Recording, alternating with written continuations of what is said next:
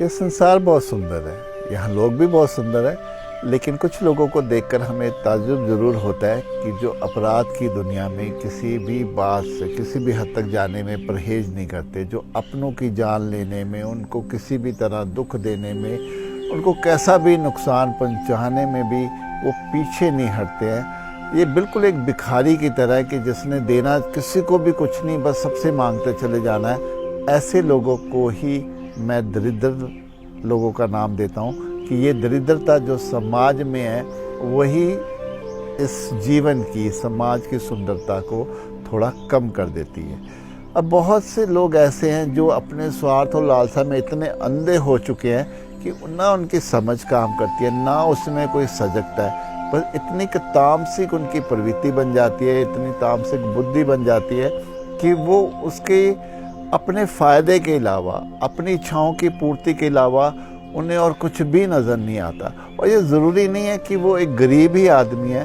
मैंने अमीरों को भी दरिद्रता की हद को पार करते हुए देखा है कि वो उनका दिल इतना कठोर हो जाता है, इतने अहंकारी हो जाते हैं कि कोई व्यक्ति उनके सामने कितनी भी परेशानी में क्यों ना हो, लेकिन एक पैसा देने में भी वो उसमें कोई इंटरेस्ट नहीं रखते हैं। वो उनके लिए कोई फ़र्क नहीं पड़ता कोई जी रहा है या मर रहा है। मैं इसे दरिद्रता का ही नाम देता हूँ, जहाँ पर प्रेम नहीं है, करुणा नहीं है, किसी को सहयोग नहीं है, किसी को भी किसी भी तरह का एक कोई इंसानियत नहीं है। जहाँ मैं कह सकता हूँ वहाँ मैं देखता हूँ कि इंसान बहुत ही ज़्यादा अपने दरिद्रता तक पहुँच गया। उसकी सोच भी उतनी ही छोटी हो जाती है, उसकी वाणी, उसके स्वभाव में दोगलापन, उसकी वाणी में कठोरता, गाली गलौज, ये सब ये दरिद्रता की निशानी है। अगर हम, ये जरूरी नहीं है कि आज हम अच्छे बने तो कल को हम उस दरिद्रता का शिकार नहीं हो सकते।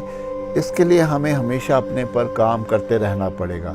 हमें अच्छी संगति में, अच्छी किताबों में, अच्छे ज्ञान में, अपने ध्यान में, अपने मौन में, अपने एकांत में, इन सब का हमें संरक्षण लेना पड़ेगा।